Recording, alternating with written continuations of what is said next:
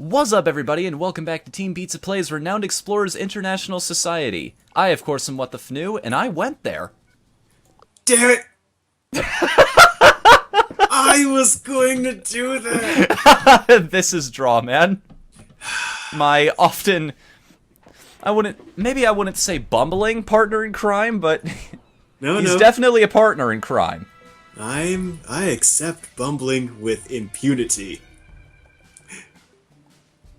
Bumbling means hilarious. We're the Wet Bandits. Yes! I love that name. The Wet Bandits. Logic would presume we should try taking a devious route with this encounter, but, you know, we've got a playstyle and we gotta stick with it, man. I mean, logic has defeated many things. Why let it defeat us? Alright, Jean-Pierre. Can you finish this guy off? In fact, yes you can. You can turn the mood around.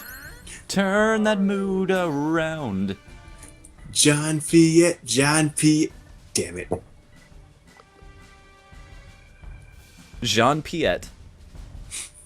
Oh, that reminds me. Jean-Pierre. Oh, I love Cloudy with a Chance of Meatballs. You ever see that movie? Yeah, have you seen that movie? I don't even know what that is.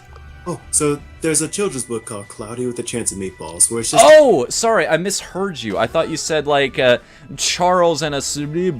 Everything else just kind of muddled in my brain. But yes, Cloudy with a Chance of Meatballs, I know of. I have seen the original version of that. And I know the movie is nothing like it. The movie is hilarious as hell. I mean, the main character, Flint Lockwood, is just the best way to do a spastic character. There is just no... That movie is... I mean, I can't think of a better way to describe the frantic nature of that film. It's Flint Lockwood, he's a bumbling scientist, and he lives in the town of Chew and Swallow, and their main export... I forgot about that. Yeah, Chew and Swallow. Their main export is sardines. But no one wants to eat sardines.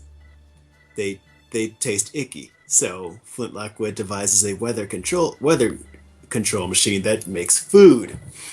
And cue our story. So he makes the device, call it the Flint Blaptabler. And I'm not even joking, it's just the thing's acronym spells out nothing. So it's just a constant joke of him and his love interest trying to pronounce it. Flint Blaptabler. That joke was particularly funny to me watching it because anybody who's followed me on YouTube for a while on the main channel knows I have a sad history with acronyms. Yay! I do too. Where the hell is this character going? She just keeps running away and taunting us from afar. She is scumming it out. She's that movie villain. It's like, you know, you ever wonder why Team Rocket just doesn't win now? Because at this point they've been blown up more than... You know, I almost said a horrible thing. They've been blown up more than Daffy Duck and Wile E. Coyote combined. You'd think at this point they'd just be immune to it. They've developed blast resistance. Because there was an episode where they did. It was an episode where it was an episode that would explain why they didn't have Coughing or Arbok anymore. They ran up against this poacher who was just stealing a bunch of Ekans and Coughing, and so Arbok and Wheezing, they're like, you know, Meowth's like, well, they feel like this is their family, you know, they're just seeing they're like seeing their own race get tortured, you know, they can't stand it. And so Jesse and James decide to help free them. And Meowth, he's picking the lock for the cage while... Oh yeah, because I brought this up to you, because it's an electric cage. And he's immune I think this to is the it. third time we've actually mentioned that scene. Who could blame us? It's a really good scene. It's Jesse and James, not only as the heroes we know they are, but they're doing a good thing for their Pokemon, whom they love, and they're doing it in a way only they can. They're getting blown up by this guy, and they're just taking it. And Arbok and Weezing are just looking back tearfully while they lead all these other Pokemon to safety. And Meowth, he's freeing them from the cages, and he's like, oh, this electricity is nothing. I've been shot by Pikachu God knows how many times.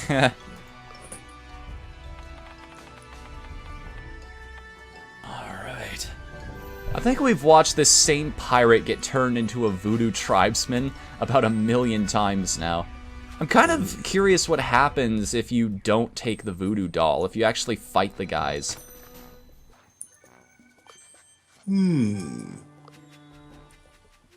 Do we get to eat them? I don't know why that's my first thought. I mean, well, one would assume not, but you learn never to assume anything in a game like this. Never assume. Alright, either way, I'm spending 2 supplies to get down here. Or do I want to get down there? Alright, up or down? The choice is yours. Down. Okay.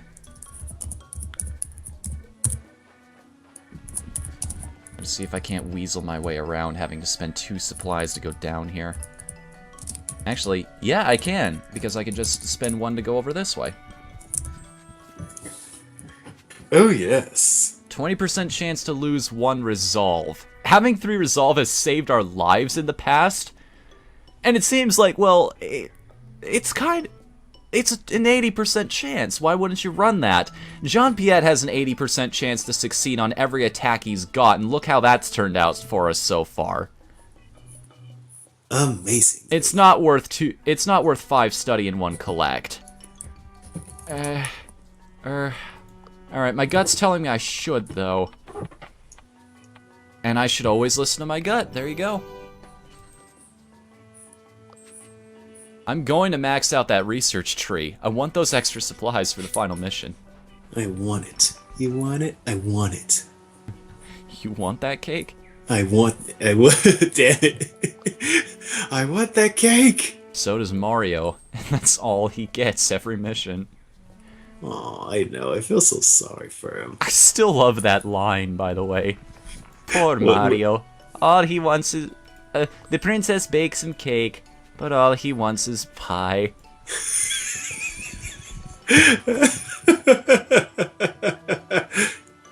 It's so funny because it's true. It's so true. And all I could think of is...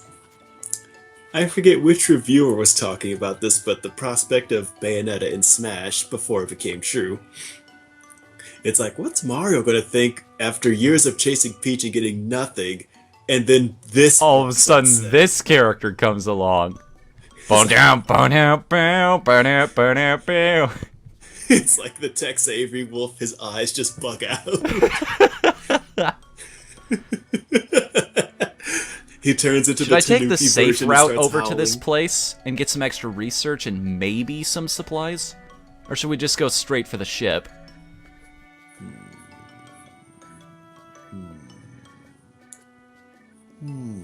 Because we're at that point in the game where there's no guarantee I'm going to get anything out of this space. Play it safe? Alright. Let's take some gold.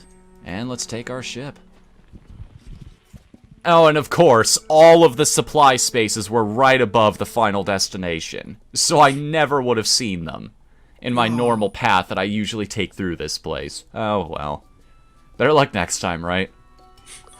Better luck next time, Tricks Rabbit. Silly Rabbit, tricks are for kid. What's that, Mr. Rabbit? It's called a gun. Oh, dear God. Look What? at this. 10% chance to succeed on all of these, and I can't go back. How was I supposed to know? How was I supposed to know? I don't think there was even a success part on that reel. Oh, you know.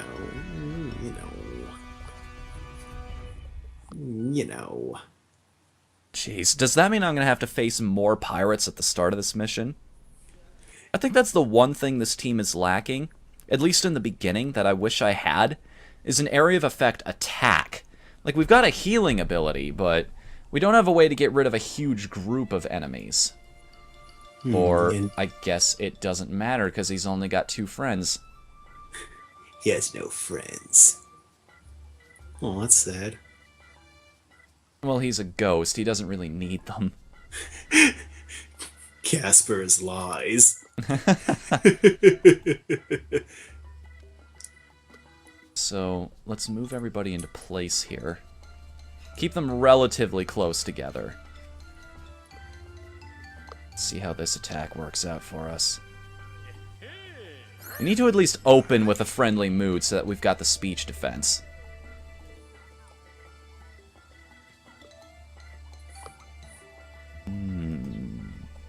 We could take that pirate down this turn, except I can't undo that move, so we can't actually. NVM. Sorry, I just felt a shiver crawl down my spine when I said that. Oh yeah, everyone gets that when they eat the chili. No, I can't stand people who talk in acronyms unironically. Ooh. How long does this actually last for? For 1 turn. So, I could try to boost everybody up, but it's not gonna... I have literally just wasted this character's turn. Actually, maybe not. I can make Hildegard excited. I thought you were gonna say I can make Hildegard explode. I'm like, why? I don't know if you realize this. They're not pies. They're made in a bomb factory. I was They're actually bombs. thinking of the Kill la Kill bloopers again, but I just can't get off that video. Just And Jump. considering her size, that quote still works. Jean-Pierre just talks to Hildegard. I don't know if you, but if you would, I mean, I understand, everybody gets lonely on expeditions, but seriously, I don't want to hurt the poor thing. It's like, Hildegard, if we do, She's we'll she's the team leader, we need her. explode. We can't kill the captain.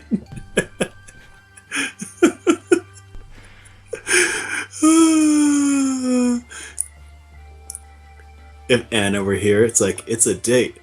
I'll have you know. Well, let me tell you something about me that not many people are aware of.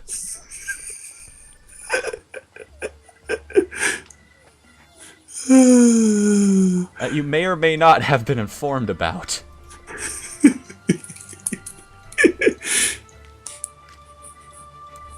What's the best way to go about this, I wonder? We gotta use her ability first, because that actually buffs the enemies. And we want to replace that by the excited status. Let's get your attack out of the way first, because if you do successfully impress him, then Hildegard will deal even more damage. These pirates are buff, man. Do they have some kind of bonus because I failed the mission? No, they've just got a shit ton of spirit. They ate the devil fruit for spirit, the spirit fruit. Why not, right? Like, they've got one for every single other aspect of life at this point. There's a devil fruit that turns you into a dinosaur. I love it. I wouldn't be surprised if there's a devil fruit that just makes you a good speaker. Like, there's one for every single mundane task possible. It's like, yes, I don't get embarrassed in public anymore. That's... Why is your bounty so high, though?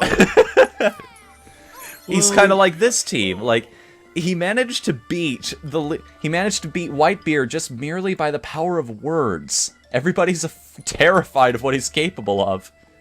Yeah, it turns out the rumors about me were vastly exaggerated. I am just very good at speaking. Luffy's like, what? He does that typical, like, no, Usopp does that typical, like, anime jaw drop. His pupils disappear. He's like, We spent an entire story arc chasing this idiot? I mean, why not? The writer wasn't going to tell the audience what One Piece was anytime soon anyway. you know, are they ever gonna tell everyone what that is? Because part of me, oh god, I'm thinking of the cliche. No, actually, I reveal. know where you're going with this. And the creator himself has actually confirmed that's not what's going to happen. Like, somebody actually asked him at a convention once, hey, so do you actually know what One Piece is? Like, and he's like, yeah, do you want me to tell you? Not yet. But it's not going to be like one of those cliche things, like it was the journey all along. He's like, oh no. No. I've got something really big planned for this, so don't worry. I think you will be wholly satisfied. Oh, good, because here's what I thought it was going to be. I thought it was going to be, they finally get there, and it's just a family album of I forgot Everything I own. Like, yeah, this was my treasure. Yeah, it's just, you know... Thanks for the past 300 episodes, everybody. See you next series. It's just him, his wife, the kids. It's like the true treasure. It's like, well, this is bullshit. People died. Although, considering the way that anime scale these days, like, the only way they're going to... I literally can't do anything this turn with that character. Damn, I keep running into this problem with Anna. Or, Amelia. Somebody here! She's not as evil as Anna. No, but she can blow a raspberry like it's nobody's business. She gives a mean raspberry.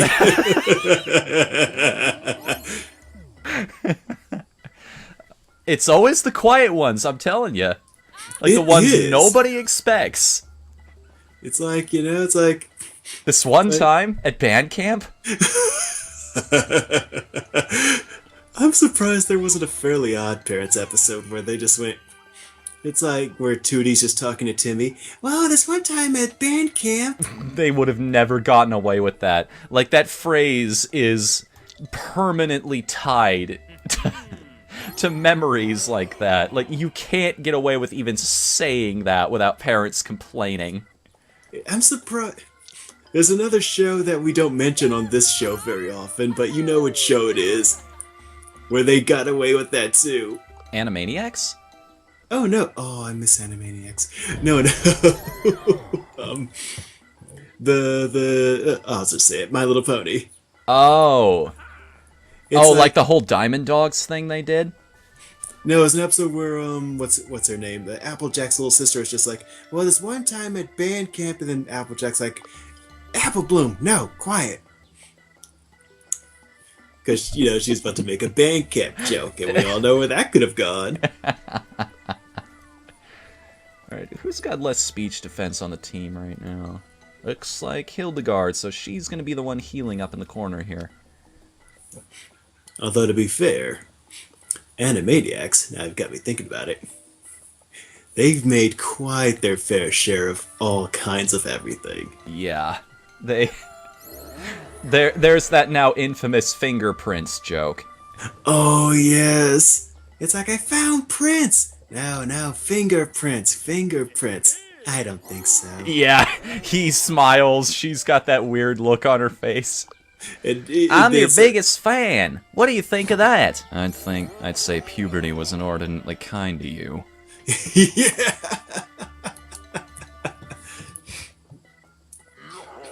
And of course, there was that one character.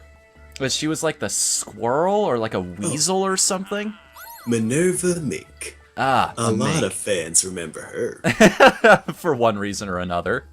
You know, I remember her being the first time I found out what a mink was. I thought to myself... So don't you love it when series do that? Like, how many people Googled what the Sephiroth was when Final Fantasy VII came out? Yes. It's or how many... I think Extra Credits actually did a whole episode on this, tangential learning. Yep. And Final Fantasy is great for that. Like, all of the summon spirits that pull from mythology. Oh, like Knights of the Round. Yeah, Odin. Let's see, Bahamut. who actually is completely different in in its original form. Like, Bahamut is not a dragon. Bahamut's like a fish serpent thing. Yes. Although an accurate representation of Bahamut would be way too powerful because it would be bigger than the observable universe. You just... It's the Gurren Lagann of the summons. You just see it in the stars. Yes. Oh, that'd be sweet. The closest we ever got to that was Neo Bahamut, also from Final Fantasy VII. Yes. Alright, so what should we be known for? Probably research, considering the direction this team is going in. We've actually made it to the final level again. It's been a while since this has happened. Ooh. Celebrate good times. I've actually never unlocked jobs in Beijing. I wonder what this is all about. If it's anything like the jobs classing system in a lot of role-playing games. Ooh, we can actually get discovery tokens here. But before I do that, let's make sure I've actually... Yep, I've powered up their effects, so that's going to work out for us. In one discovery whenever you find a treasure. And... got 3 insight to work with. Let's use it. Chinese pagoda. Good. Good. One more. And then we can spend the last one on whatever we like. Which should probably, considering how close we are, it'll probably be renown, all things considered. And we get a breakthrough, which will not only give us 1 more supply on the final mission because of food sciences, it'll also just flat out give us a treasure. Yep. When spending insight on study, we also get campaign and collect. Thanks for giving me that now, assholes!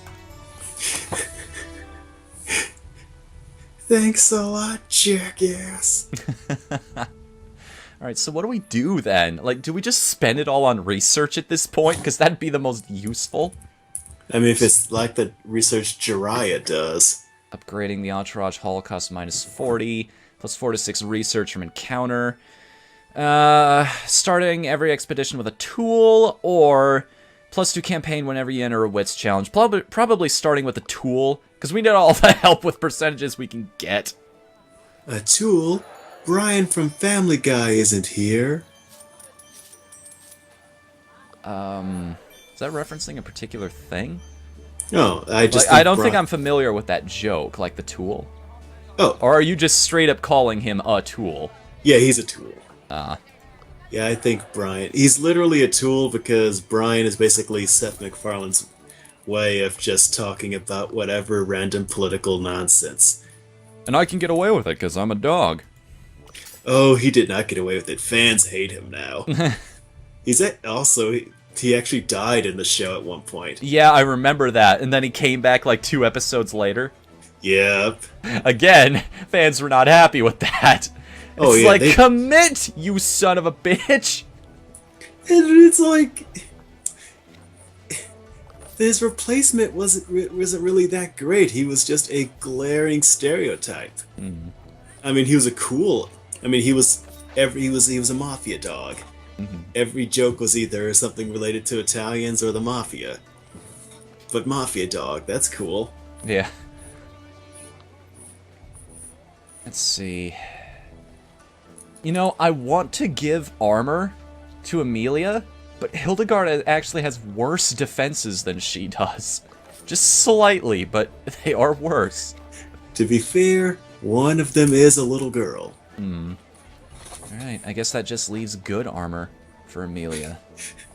Oh, it's only non-mastery armor, but just good. It's just good. Don't worry. It's not the best. I mean, it's only good. You're only our major healer. You don't need too much power, right? I love the concept of not armoring the cleric.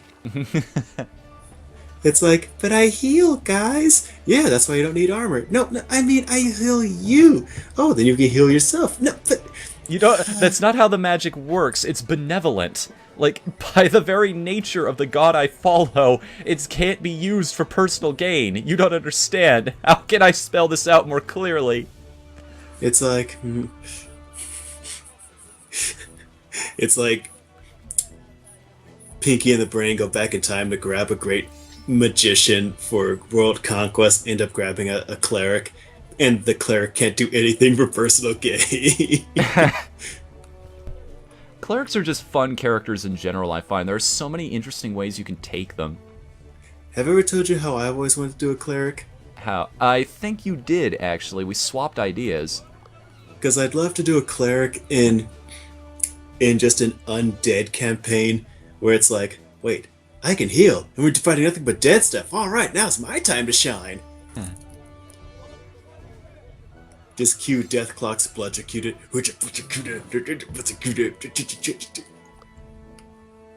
Alright. And that just leaves one final expedition. For the first time in a long time, we're actually going to be taking a group up to Shangri-La to try and take down Rivolu. All right, I've got a sniper in place just for him. You planned ahead this far? Man, you really are good at roguelikes.